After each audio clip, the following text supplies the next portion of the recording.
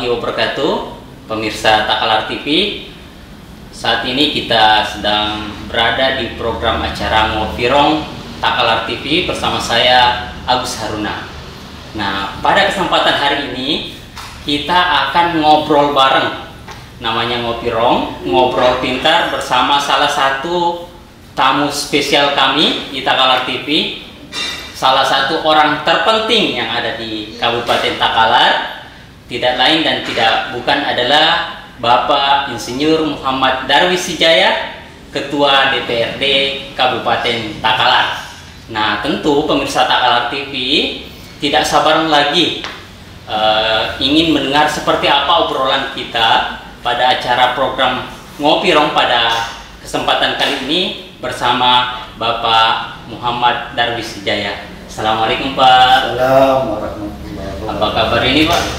Alhamdulillah baik. Ya, tambah segar sekali ini Pak. Iya. Tambah segar tapi tetap fit mengurusi urusan rakyat, kira-kira seperti itu. Sebelumnya Pak, boleh sapa pemirsa Takalar TV yang ada di channel YouTube kita. Assalamualaikum warahmatullahi wabarakatuh. Warahmatullahi wabarakatuh para pemirsa TV Takalar.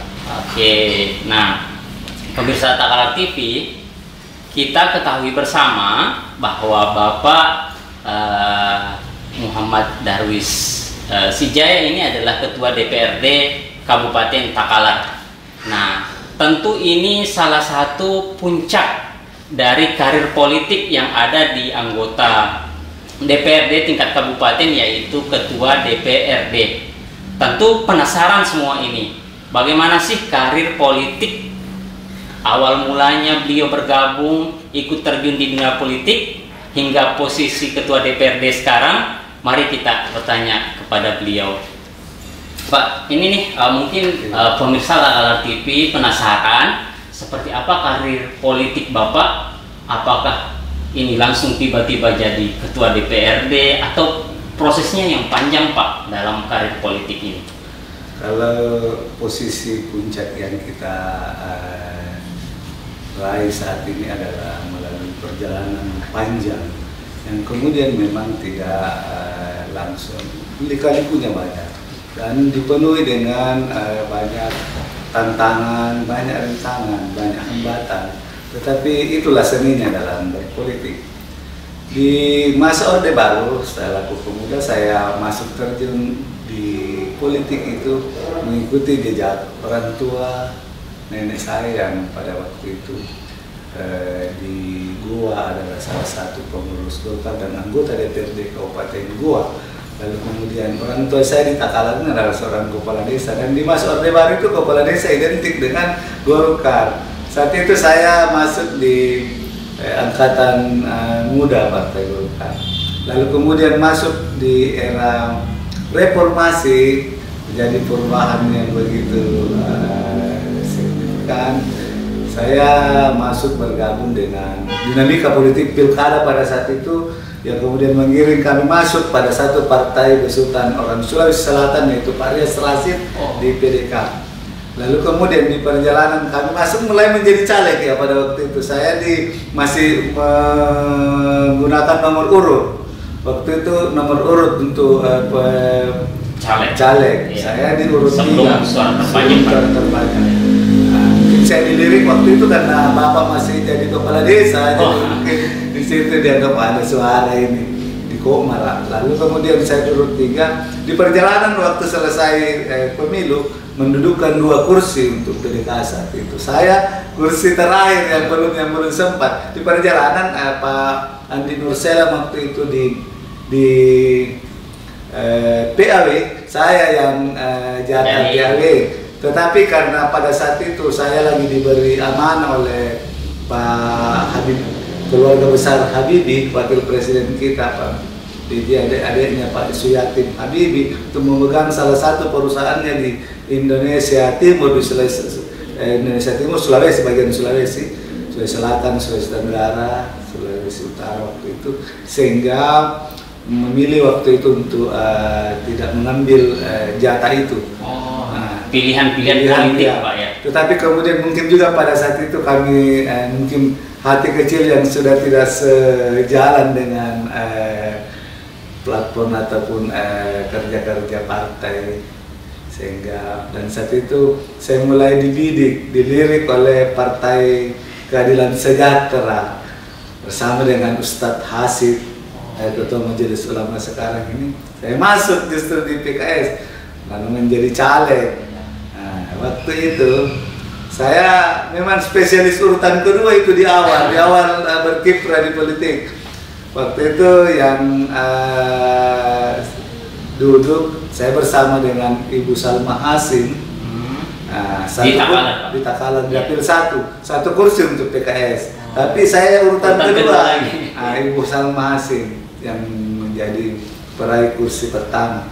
Lalu di perjalanan waktu Ibu Salma Hasim ini bermasalah juga dengan partai, sehingga kemudian dilakukan pergantian antara waktu itu saya sudah bismillah saya ambil ini posisi, tetapi dengan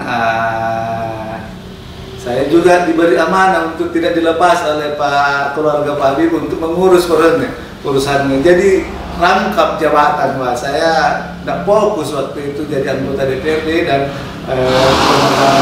mengendali sebuah perusahaan amanah besar juga. Di pencalekan berikutnya tahun 2014, 2019 karena kurang fokus masuk lagi caleg, tapi dari 2 kursi yang diperoleh PKS saat itu saya urutan ketiga malah tidak masuk lagi. Saya berpikir dalam hati bahwa kemudian ternyata politik itu juga perlu namanya fokus dan serius, tidak membagi diri, membagi waktu dan harus bulat untuk satu tujuan bahwa kita fokus di politik atau fokus di karir lain.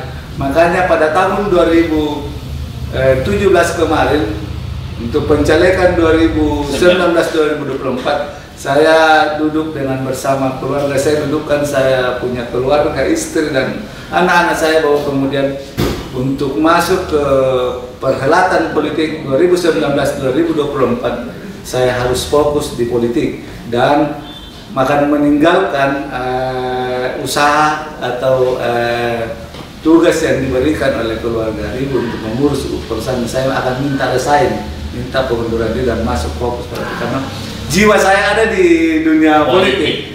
Makanya dengan bismillah 2017 masuk Januari 2018 saya berhenti mengurus perusahaan dan fokus pada dunia politik. Saya ajak semua keluarga untuk kemudian bekerja totalitas untuk mendapatkan suara di 2019-2024 dan alhamdulillah di Dapil 1 kami merupakan salah satu peraih suara terbanyak dengan posisi 2.300. 2.003. Untuk partai, Pak? Untuk partai. Kalau suara pribadi? Untuk suara pribadi 2.000. 2.300. Cukup besar ya, Pak.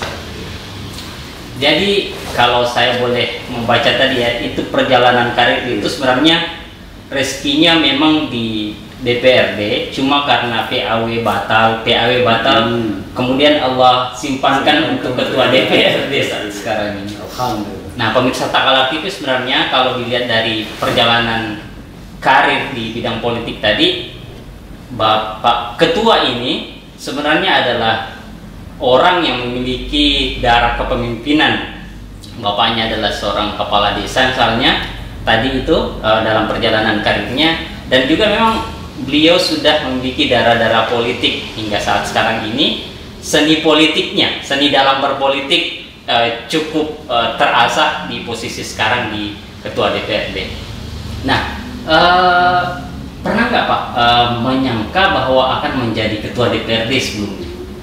Kalau saya berangkat dari awal bahwa kemudian niat mencalonkan diri menjadi anggota DPRD itu adalah bahwa saya dapat duduk menjadi anggota DPRD. Persoalan posisi, apakah posisi pimpinan DPRD itu bisa kita lihat, itu adalah persoalan takdir. Berikutnya yang di benak kami adalah bagaimana kemudian bisa memberikan satu kursi untuk partai kami dengan dapil yang mana kami berada, itu saja. Lalu kemudian di perjalanan ini kita dapat posisi pemenang dan dimandat untuk menjadi pimpinan DPRD, itu adalah Allah Subhanahu wa Ta'ala memberikan amanah kepada kami. Dan itu takdir. Takdir Pak ya. Ya, tetapi yang namanya masuk berhelat di kancah politik dengan dunia misalnya DPRD, tentu kan memang ada posisi, tetapi bukan itu cita-cita karena tidak bisa diprediksi apakah kemudian kita bisa menjadi bagian daripada partai pemenang atau bukan, karena bukan ditentukan oleh personal. Ini Pak, sebelum banyak berbicara tentang dunia fungsi DPRD ini, apa sih pengalaman yang paling menarik Bapak dalam menjadi ketua DPRD kaitannya dengan tadi itu?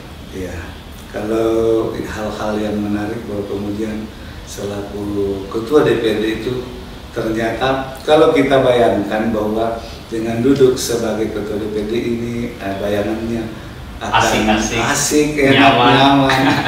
Belum kita lihat bahwa ternyata di perjalanan ini menjadi ketua DPRD ini harus bertanggung jawab kepada, selain kepada masyarakat itu sendiri, kita akan bertanggung jawab kepada sesama anggota DPRD yang seluruh anggota DPRD yang kita pimpin. Dan dengan berbagai macam karakter kepribadian yang berbeda, berbagai macam pemikiran-pemikiran yang berbeda, berbagai macam nilai-nilai sosial yang berbeda, tentu banyak hal yang bisa muncul dan bisa menjadi sesuatu yang tidak mengenakan kalau kita mau rasakan. Tapi keputusan harus tetap ketok palu. Tetapi kemudian sejelek-jeleknya keputusan bagi saya, di prinsip saya bahwa keputusan itu adalah keputusan terbaik ketika diputuskan secara bersama-sama dan itu kehendak bersama. Tidak akan indah dan manis sebuah keputusan ketika kemudian itu saya lahirkan dari personalitas saya atau pribadi saya ataupun sekelompok orang saya. Tapi kalau keputusan bersama, apapun resikonya kita akan hadapi bersama. Nah, sekarang Pak, ini kan di DPRD ini ada amanah besar yang diberikan oleh masyarakat kepada anggota dewan yang terpilih. Nah, kira-kira Bapak sampai saat sekarang ini fungsi dan peran dari DPRD yang cukup berat itu seperti apa Bapak bisa memberikan, kalau boleh, pertanggungjawaban digital istilahnya, bahwa ketua DPRD sudah melaksanakan fungsi dan peran sebagai anggota DPRD di Kabupaten Takalar. Mungkin bisa disampaikan Pak. Jadi pada prinsipnya anggota DPRD itu dalam hal ini pimpinan dan seluruh anggota itu mempunyai fungsi pokok, yaitu ada 3 fungsi DPRD.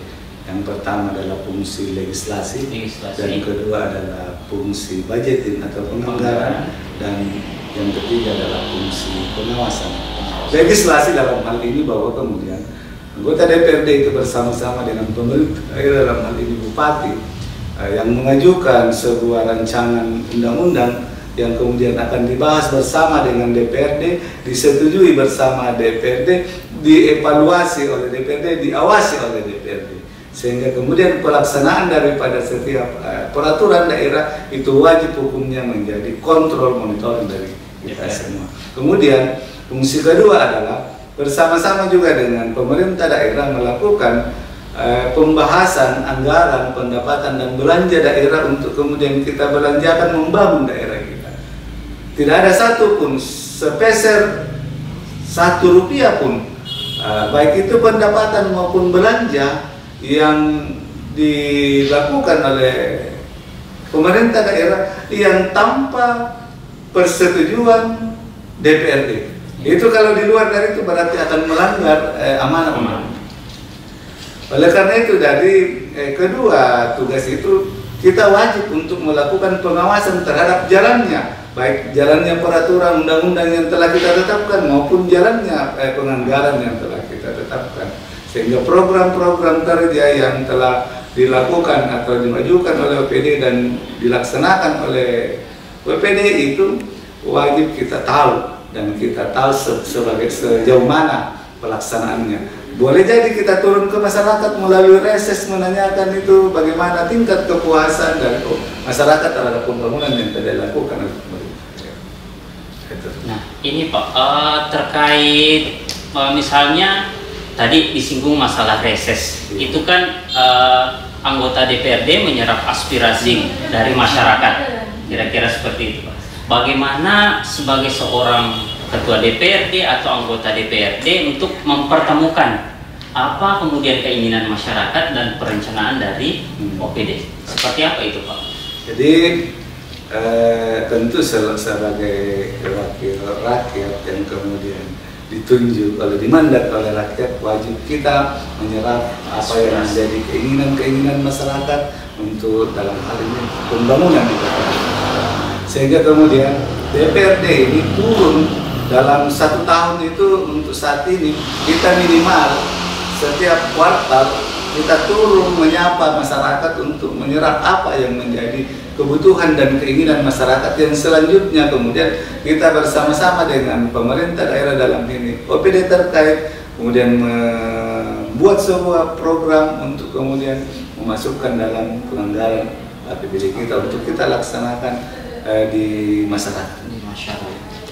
Berarti itu tadi ada perencanaan. Terus setelah perencanaan ditetapkan di paripurna Pak?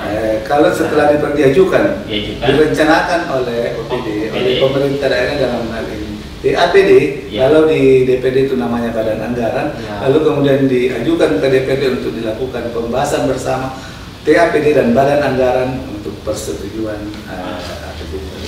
Berarti OPD tidak boleh melakukan program sebelum disetujui oleh belum dibahas dan disetujui oleh DPR. Jadi dibahas dulu baru kita setujui. Sampai sejauh mana tingkat urgensi atau program itu betul-betul prioritas di masyarakat. Berarti itu termasuk fungsi kontrol dari DPR. Nah terus Pak, misalnya ada ini kepentingan yang dipertemukan di dalam proses rapat-rapat itu kan alot Pak. Pernah nggak Pak misalnya memimpin sidang paripurna atau sidang-sidang yang lain sampai kemudian itu betul-betul alot, kemudian dipending sampai kemudian dipertemukan lobby lagi, seperti apa Pak? Saya pikir kalau hal itu ya bukan hanya pernah, hampir keseharian di dalam mempertemukan sebuah kebijakan atau sebuah keputusan itu didahului dengan pembicaraan yang cukup alot, bahkan terkadang tensi masing-masing anggota dan OPD itu meningkat.